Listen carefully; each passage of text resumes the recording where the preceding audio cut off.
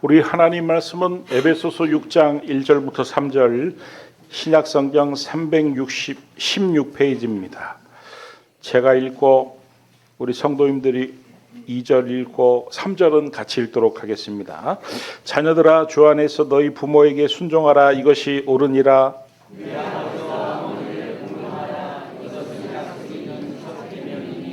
이로써 내가 잘되고 땅에서 장수하리라. 아멘. 오늘은 어버이 주일이기 때문에 제가 절기설교를 할 수밖에 없습니다. 학창 시절에 공부하는 게 취미였던 분은 오늘 말씀을 들을 때에 아주 달게 느껴질 것이고, 나는 공부가 취미가 없다 이러신 분들은 어쩌면은 지루하고 딱딱할 수도 있습니다. 그런데 이게 이해가 되고 막 들린다 그러면요, 그분은 공부를 잘했을 가능성이 상당히 높거나 앞으로 잘할 가능성이 상당히 높습니다. 저는 오늘 에베소서 6장 2절 말씀에 보면은 단어 중에 어떤 단어가 나오냐면요, 아버지 어머니라는 단어가 나오고, 또 약속이 있는 첫 계명이라는 단어가 나오고, 공경이라는 단어가 나오는데, 이 세 단어 중심으로 말씀을 전해보고자 합니다. 먼저 여러분들과 살펴볼 것은 약속이 있는 첫 계명입니다. 첫 계명이 뭐냐면, 하나님께서 그 모세에게 10계명을 주시면서 두 돌판에 새겨 주셨잖아요. 한 돌판에는 1계명부터 4계명까지 새겨 주셨는데, 1계명부터 4계명은 사람과 하나님과의 관계에서 지켜야 될 계명이에요. 다른 신을 내게 두지 말라, 우상을 만들지 말라, 내 이름을 망령되이 일컫지 말라, 안식일을 지키라. 이렇게 돌판에 4계명을 새겨 주셨고, 나머지 6계명은 인간이 인간으로서 사이에서 관계에서 지켜야 될 도리들이 새겨져 있습니다. 그런데 그 제일 먼저 위에, 그 5번째 계명이겠죠. 제일 먼저 위에 내 부모를 공경하라 이렇게 되어 있기 때문에 처음 나온다고 해가지고 첫 계명입니다. 그런데 약속 있는 첫 계명은 뭐냐면요, 그 계명을 잘 지키면 하나님이 복을 주시겠다고 약속을 하셨거든요. 그게 에베소서 6장 3절 말씀입니다. 어떤 복이냐면, 부모를 공경하면 이로써 내가 땅에서 장수하리라. 자, 우리는 여기서 영적인 의미를 잘 알아야 돼요. 왜 하나님께서는 인간과 인간과의 관계에서 제일 먼저 내 부모를 공경하라는 계명을 주셨을까? 그것은 인간이 가장 근본이 부모 공경이고, 인간과 인간 사이에서 가장 인간이 지켜야 될 도리가 부모 공경이라는 사실을 하나님이 알게 하기 위함이고, 그리고 왜 다른 계명에는 축복의 약속이 없는데 이 계명에만, 부모 공경하는 계명에만 이렇게 에베소서 6장 3절처럼 내가 잘되고 땅에서 장수하리라 이렇게 약속을 해 주셨냐면, 중요하기 때문이고, 그리고 우리가 신경 써서 잘 지켜야 될 계명이기 때문에 그렇습니다. 여러분, 그렇다면 우리가 부모를 공경하라고 하셨는데, 성경에서 말하는 부모의 개념을 우리가 한번 살펴보기 원합니다. 자, 우리가 이제 약속 있는 첫 계명은 배웠어요. 두 번째는 부모인데, 성경에서 말하는 부모는 3가지입니다. 첫 번째는요, 우리를 낳아주신 친부모를 부모로 의미합니다.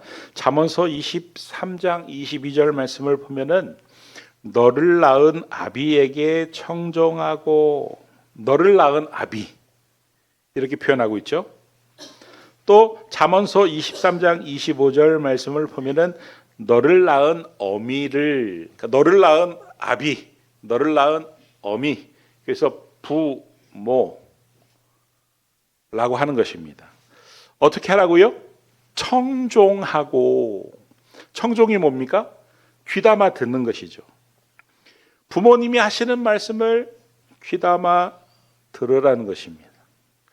여러분, 그러니까 부모 공경의 출발점은 부모님이 하시는 말씀을 귀담아 듣고 그 말씀 그대로 하려고 따르려고 애를 쓰는 것을 말합니다.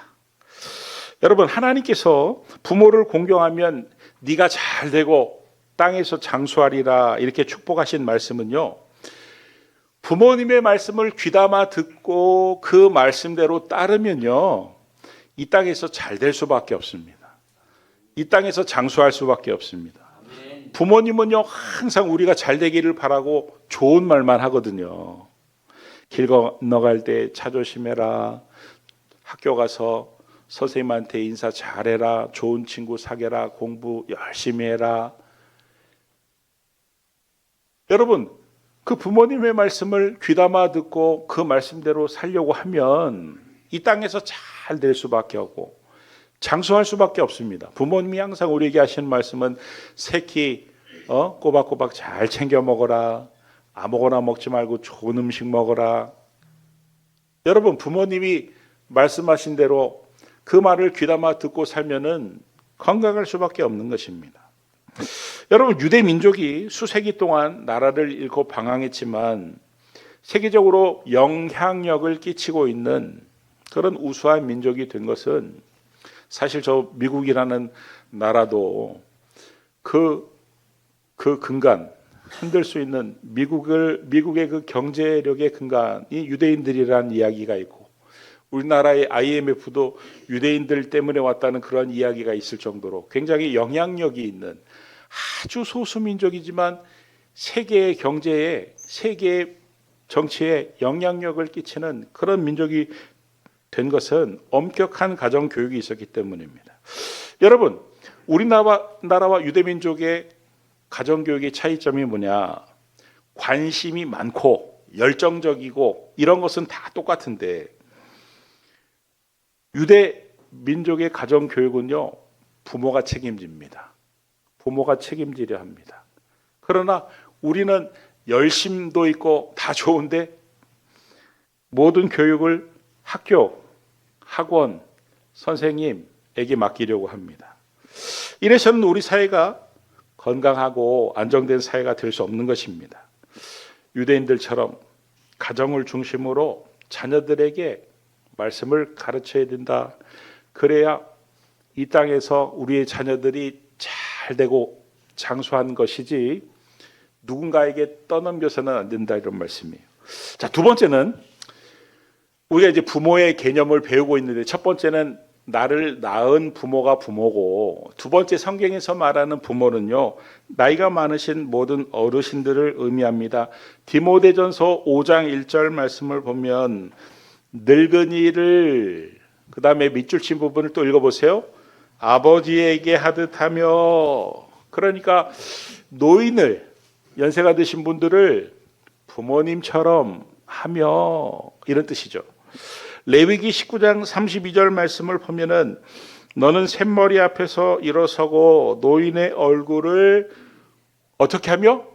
공경하며. 여러분, 성경에는요, 하나님을 경외한다 이렇게 표현하고 부모를 공경한다 이렇게 표현하는데 반대로 표현도 합니다. 부모를 경외하며 이렇게도 표현이 되어 있습니다. 그러니까 공경과 경외는 의미가 같아요. 하나님께서 공경의 대상으로 지목한 분이 하나님을 경외하라, 하나님, 그 다음에 부모, 그 다음에 노인입니다. 오늘 보니까 노인의 얼굴을 공경하며 이렇게 되어 있습니다. 그러니까 하나님께서 공경하면은 복 주시겠다고 약속하신 대상이 하나님, 부모님, 그 다음에 노인. 그런데 옛날에는 그 나이 먹은 것 자체가 귀했기 때문에 연세 드신 분들을 만나는 것도 쉽지 않았고, 연세 드신 분들을 만나면 그 자체로 존경을 했습니다. 지금은 환갑잔치를 안 하지만 옛날에는 환갑잔치를 크게 했죠. 노인 자체가 귀했습니다. 노인들이 할 일이 있었습니다. 오래 살았다는 것 자체가 지혜였고 경륜이었고, 그래서 마을에서 지도자들도 이렇게 보면은 나이가 많으신 어르신들이 장로 역할을 하면서 젊은 사람들을 가르쳤습니다. 그래서 존경의 대상이었는데, 요즘에는 노인들이 가르치는 것이 아니라 젊은 사람들이 가르치고, 노인들은 그것을 배우는 것조차 버거워할 수밖에 없습니다. 컴퓨터, 인터넷, 휴대폰 얼마나 급변하는 시대가 되었는지, 배워야 하는 시세가 되었고 가르쳐줘도 잘 알아듣지 못하는 그런 신세가 되었습니다. 자연히 노인들이 소외되고 따돌림 당하는 현실이 되다 보니까 나도 모르게 나이 먹는 것을 싫어하고 나이 먹는 것을 비참하게 생각합니다. 나는 여전히 10대, 20대의 마음을 갖고 있는데 내 몸은 80대, 90대 거동이 불편해지면서 마음이 무너져 내립니다. 그리고 사는 것 자체가 그래서 짐이다 이렇게 생각하고, 자식들에게도 짐이 된다 이렇게 생각을 하게 됩니다.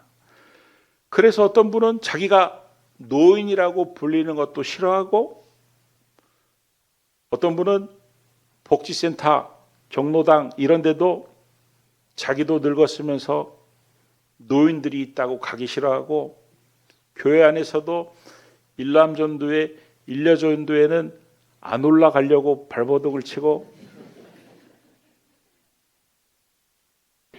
여러분 제가 여쭤보겠습니다. 성경 말씀이 진리입니까? 아니면 내 감정과 내 상황이 진리입니까?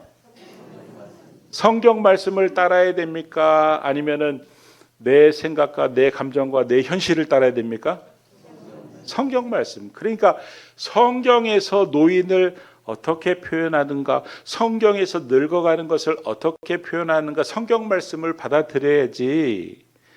내 현실, 내 감각으로 내 감정을 받아들이면, 여러분 성경에는요, 잠언서 16장 31절 말씀을 보면 백발은 영화의 면류관이라, 이 말을 쉽게 말씀을 드리면은 노인이 되는 것은 박수 받을 일이고, 노인이 되는 것은 영광스러운 일이고, 늙어가는 것은 아름다운 일이다 이렇게 표현한 겁니다. 잠언서 20장 29절 말씀을 보면 그래서 늙은 자의 아름다움은 백발이니라 이렇게 말씀을 하고 있는 거예요. 늙는 것에 대해서, 백발에 대해서 아름답다 이렇게 표현을 하고 있는데, 추하다, 늙는 건 추하다, 나이 먹는 것은 좋지 않다, 비참하다, 이런 생각은 하면 안 된다 이런 말씀이에요. 자, 그러니까 잘 보세요. 성경에서 공경하면은 복을 주겠다고 한 대상이 하나님, 부모님, 노인이란 말이죠. 그러니까 노인들은, 나이 들어가시는 분들은, 나이 드신 우리 어르신들은 하나님께서 공경하면 복을 주겠다고 약속하셨기 때문에 복받을 만한 일을 해야 된다. 복받을 만한 말을, 복받을 만한 행동을 해야 되는 것입니다. 그러니까 요즘 젊은 것들이 참 싸가지가 없어. 인사도 안 하고, 예의가 없어, 예의가 없어. 여러분, 이렇게 비판하고 욕을 하는 대신에 어떻게 해야 됩니까? 복스러운 말을 해, 복스러운 말을. 왜냐하면은 하나님이 노인을 공경하면 복을 주시겠다고 하셨는데, 아니 복을 받을 대상자들에게 욕을 하면 되겠어요? 그러니까 복스러운 말, 복스러운 행동, 말을 해도 덕담을 해야 된다. 덕담을. 그러니까 여러분 잘 생각해 보십시오. 참 우리가 사는 이 시대는요, 치열한 경쟁의 시대입니다. 관심이 부족한 세대입니다. 칭찬과 격려가 부족한 시대입니다. 누군가에게 힘을 주는 이 격려는요, 누가 잘할 수 있냐면 어린 시절을, 젊은 시절을 누구보다 치열하게 살고 얼마나 힘든 줄 알며 나이 드신 분만큼 그 일을 더 잘할 분이 없다, 이런 말씀이에요. 말 한마디를 해도 진심을 담아서 할 분은 우리 연세 드신 분들밖에 없다. 그러니까 말씀을 해도, 말을 해도 그 젊은이들에게 싸가지 없다, 인사 안 한다, 이런 얘기만 하지 말고, 참 우리 젊은이는 정말 뭐든지 잘할 것 같아. 젊은이만 보면 난 왠지 기분이 참 좋아. 젊은이는 참 밝고 이뻐. 앞으로도 계속 이렇게 밝고 이쁘게 살아. 아이고, 우리 젊은이의 그 긍정적인 말 한마디가, 이 긍정적인 에너지가 이 분위기를 얼마나 화기애애하게 하는지 몰라. 참 고마워요. 여러분, 이렇게 복스러운 말, 덕담, 축복의 말, 이렇게 해야 아름답게 늙는 것이고 그 백발이 정말 존경스러운 영화의 면류관이 되는 것이지, 맨날 아우 아파, 허리 아프다, 눈 아프다, 안 보인다, 아유 빨리 죽어야 되는데 하나님 좀 데려가세요, 이러면은 존경의 대상이 될 수 없다, 이런 말씀이에요. 세 번째로 성경에서 말하는 부모는 교회의 영적 지도자를 말합니다. 사도 바울은 자기가 목회했던 성도들을 갈라디아서 4장 19절 말씀을 보니까 나의 자녀들아, 이렇게 표현하고 있습니다. 여러분, 바울이 목회했던 성도들 중에 바울보다 자녀들처럼 어린 사람들만 있었을까요? 아닙니다. 어린 사람도 있었지만 나이가 비슷한 사람도 있었을 것이고, 아니, 바울보다 나이가 훨씬 많은 사람도 있었을 것입니다. 그런데 바울이 나의 자녀들아, 이렇게 부르고 있습니다. 제가 사실은요, 여기다 이렇게 꽃 꽂는 거를 별로 안 좋아합니다. 왜냐하면 제가 아주 성격이 별나가지고 설교할 때는 이 주머니에요, 볼펜 한 자루, 손수건 하나도, 종이 조각 하나도 안 넣고 올라와요. 왜냐하면 신경 쓰일까 봐. 제가 등치는 이만해도 이렇게 예민한 사람입니다. 근데 일부 예배 때 올라오는데 참 우리 권사님 한 분이 이렇게 꽃을 탁 꽂아주시는데, 권사님 저 꽃 꽂으면 설교 못해요. 제가 줄에 설 때도 이 꽃 안 꽂아요. 그렇게 말을 하고 싶었지만 오늘 본문에 딱 보니까 또 교회 영적인 지도자는 또 나의 자녀들아 부모라는데 꽂아주시는데 내가 이거 안 꽂으면은 오늘 말씀에 또 위배가 되는 건데, 그래야 지금 꽂고 있는 거예요. 바울도 디모데를 가리켜 뭐라고 말합니까? 디모데전서 1장 2절 말씀을 보니까 믿음 안에서 참 아들 된 디모데에게, 그냥 아들도 아니고 참 아들, 내 자녀라는 것이죠. 그래서 여러분, 제가 옛날에는 목회를 하면서 그런 생각이 전혀 안 들었는데, 언제부터인가 나이 많으신 우리 어르신을 봐도 아버지, 어머니, 할머니, 할아버지라는 생각보다는 자녀를 대하는 마음이 들기 시작했어요. 그래서 저는 한때 제가 아주 교만해져가지고 세상에 어떻게 어르신들한테 그런 마음이 들어, 이렇게 생각을 했는데, 제가 이 말씀을 준비하면서 이 말씀을 듣는 순간 이해가 되어졌어요. 목회자의 마음이 자녀를 대하는 마음이기 때문에 그런 거구나. 어떤 분은요, 제가 신방을 가면은 저한테는 잘 안 해요. 저한테는 뭐 목사님 몇 살이세요? 안 물어보는데, 우리 부교육자님들한테는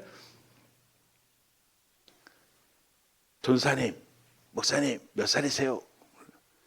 35살인데 여러분, 아유 우리 막내보다도 어리구만. 그러면 안 돼. 그러면 안 돼. 교육자는 영적인 아비이기 때문에 그러면 안 돼. 자, 그러면은 오늘 수업 시간에 졸아도 돼요. 괜찮아요. 옛날에 공부하기 싫어했는데 오늘 갑자기 눈이 초롱초롱해질 수 없다는 것은 잘 압니다. 그리고 절기 설교는 교훈적인 설교를 하기 때문에 지루할 수도 있습니다. 우리 오늘 약속 있는 첫 계명이 무엇이었는지 배웠고, 두 번째는 성경에서 말하는 공경이 무엇인지, 청종이다. 그 말 듣고 따르려고 애를 쓰는 것이다. 그러면 하나님 복 주신다도 배웠고, 부모가 성경에는 나를 낳은 부모, 또 두 번째 부모는 누구예요? 나이 드신 우리 어르신들. 세 번째는 영적인 아비를 부모라고 한다. 여기까지 배웠어요. 자, 그러면 왜 우리가 부모에게 공경을 해야 되냐면, 그 공경의 이유가 뭐냐면, 첫 번째는요, 내 부모를 공경하라는요, 명령문으로 되어 있어요. 그러니까 하나님이 명령하셨기 때문에 우리는 공경해야 됩니다. 두 번째는요, 에베소서 6장 1절 오늘 본문 말씀을 보니까 너희 부모에게 순종하라. 이것이 어떠니라? 하나님 보시기에 옳은 행동이기 때문입니다.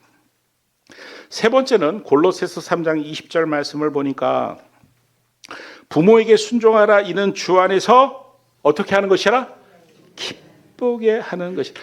우리가 부모님을 공경하면 주님이 기뻐하시기 때문에 부모님을 공경해야 되는 것이고, 네 번째는 눈에 보이는 부모님을 공경하지 않고 눈에 안 보이는 하나님을 공경한다고 할 수 없기 때문에 공경해야 되는 것입니다. 이게 공경의 이유예요. 자, 그렇다면 마지막으로 구체적으로 부모님을 어떻게 공경을 해야 되는가? 부모님을 공경하는 방법은요, 딱 세 가지로 생각할 수 있는데, 첫 번째는 부모님이 예수를 믿고 구원을 받을 수 있도록 도와드리는 것이 진정한 효도입니다. 여러분, 우리나라에서 아주 대단히 유명하고 유능한 박사님 한 분이 계시죠. 정근로 박사님은 과학기술처 장관을 지낸 바 있죠. 그분이 언젠가 이런 말씀하셨습니다. 여러분, 나는 우리 아버지에게 참 불효자입니다. 자기가 20대에 행정고시에 합격을 하니까 아버지가 너무 좋아하더래요. 그리고 이어서 사법고시에 합격하니까 아버지가 너무 좋아하더래요. 그리고 미국에서 공학 박사학위를 받아가지고 교수가 되니까 아버지가 자기를 얼마나 좋아하고 사람들에게 자랑을 하든지, 자기는 아버지에게 기쁨과 영광이 되었다는 것입니다. 그런데 문제는 자기가 전도하기 전에 아버지가 돌아가셨다. 자기가 이 땅에서 아무리 행정고시를 합격을 하고 사법고시를 합격을 하고 교수가 되고 장관이 되면 뭐 아버지가 지옥에 가셨는데 자기는 그래서 불효자라는 거예요. 근데 자기 아들은 효자라는 겁니다. 자기 아들은요, 태어나자마자 불치병에 걸려가지고 자기를 그렇게 힘들게, 사춘기 때는 얼마나 각종 사고를 치고 다니는지 속을 썩었대. 그래가지고 이 문제를 해결하기 위해서 이 사람도 만나고 저 사람, 이 기관도 가고 저 단체도 가고, 나중에 그러다가 간 게 교회였는데, 교회에서 자기가 예수님 믿고 그래서 구원을 받았기 때문에 우리 아들은 효자 중에 효자예요. 여러분, 부모님을 예수 믿게 해드리고 구원받아 영생을 얻게 하는 것이 우리가 살아있는 동안 가장 크게 효도하는 것임을 꼭 기억할 수 있길 주의 이름으로 축원합니다. 아멘. 두 번째 진정한 효도는요, 부모님이 살아계시는 동안 잘 섬겨야 된다는 것입니다. 서양의 선교사들이 조선 그 말 때 우리나라 조선에 와가지고 가장 충격을 받았던 게 뭐냐면은, 조선 사람들은 부모님이 살아계실 때는 찾아뵙지도 않고 잘 섬기지도 않다가 돌아가시면은 묘에다가 옆에다가 움막을 짓고 3년 동안 심요살이를 하는 거에 충격을 받았다는 거예요. 아니, 그렇게 충성을 다할 거였으면 살아계실 동안이나 그렇게 하지, 이렇게 생각을 했다는 거예요. 여러분, 불신자들이 기독교인들에 대해서 불효를 한다고 비판하는 이유는 제사는 우상 숭배를 안 한다고 그러고, 그러면 살아계신 부모님에게는 잘해야 되는데 못하기 때문입니다. 안 찾아가기 때문입니다. 여러분, 믿는 사람이 제사를 우상 숭배라고 안 드린다면 살아계신 부모님에게는 그 이상으로, 제사를 안 하는 것 그 이상으로 더 잘 섬겨야 되는데 둘 다 등한시하니까 욕먹는 거다, 이런 말씀. 세 번째는 내가 예수를 잘 믿는 것이 부모님에게 효도하는 것입니다. 여러분, 누가복음 16장에 보면은 거지 나사로와 부자 이야기가 나옵니다. 부자가 죽고 거지 나사로도 죽었습니다. 거지 나사로는 천국에 갔고 부자는 지옥에 떨어졌습니다. 부자가 지옥에 가보니까 얼마나 그 고통이 대단한지 큰일 났다는 생각이 들었습니다. 자기는 어쩔 수 없이 이 지옥에 왔지만 자기 형제 부모는 절대 이곳에 오게 하면 안 되겠다고 마음먹었습니다. 그래서 아브라함에게 간청을 하죠. 자기의 살아있는 형제들에게 나사로를 자기 대신 보내서라도 자기처럼 살지 말고 하나님을 꼭 잘 믿으라고 그렇게 전해달라고 간청을 합니다. 여러분, 바로 이 마음이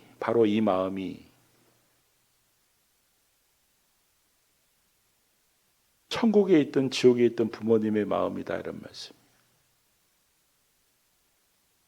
제발 우리 자녀가 하나님을 잘 믿고 구원받고 영생 얻었으면 하는 그 마음이 부모님의 마음이다. 그러니까 내가 예수를 잘 믿는 것이야말로 부모님께 제대로 효도할 수 있는 일이다, 이런 말씀이에요. 할렐루야. 아멘. 말씀을 마칩니다. 오늘 우리는 약속이 있는 첫 계명이 무엇인지 배웠습니다. 첫 계명이 왜 첫 계명인지, 왜 약속이 있다고 했는지, 어떤 약속인지. 부모는 성경에서 세 분을 부모라고 한다는 것도 배웠고, 공경이 청종하고 따르는 것이다. 그래서 부모님의 말씀을 잘 듣고 그것이 공경의 방법이고, 또 그 말씀대로 살려고 하면 자연스럽게 이 땅에서도 잘 되고 장수한다는 것도 배웠고, 또 공경을 왜 해야 되는지, 그것이 하나님의 명령이기 때문이고, 그것이 하나님 보시기에 옳은 일이기 때문이고, 그것이 하나님이 기뻐하시는 일이기 때문이고, 그것이 눈에 보이는 부모님을 공경하지 않고는 눈에 안 보이는 하나님을 공경할 수 없기 때문이고, 그리고 우리가 할 수 있는 최대의 부모 공경은 살아있는 동안 부모님을 전도하는 것이고, 살아계시는 동안은 잘 섬겨드리는 것이고, 그리고 살아있는 동안 내가 예수를 잘 믿는 것이 부모 공경인 줄 알고, 이 축복의 약속의 말씀이 저와 우리 성도님들의 말씀이 되기를 그리스도 예수 이름으로 축원합니다. 아멘. 기도하겠습니다. 하나님, 이 말씀의 의미를 잘 깨닫고 새기고 순종하게 하여 주옵소서. 특별히 우리 연세 드시는 우리 어르신들, 본인의 생각과 본인의 판단과 본인의 감정에 휘둘리지 않게 하시고, 하나님께서 말씀하신 것처럼 늙는 것이 추한 것이 아니라 아름다운 것이고 백발이 영화의 면류관이라는 사실을 기억하고, 젊은이들에게 늘 덕스러운 말, 복된 말들을 하며 살 수 있도록, 그래서 그 백발이 정말로 영화의 면류관, 존경받는 어르신들이 다 되어질 수 있도록 축복하여 주시옵소서. 예수님의 이름으로 기도드립니다. 아멘.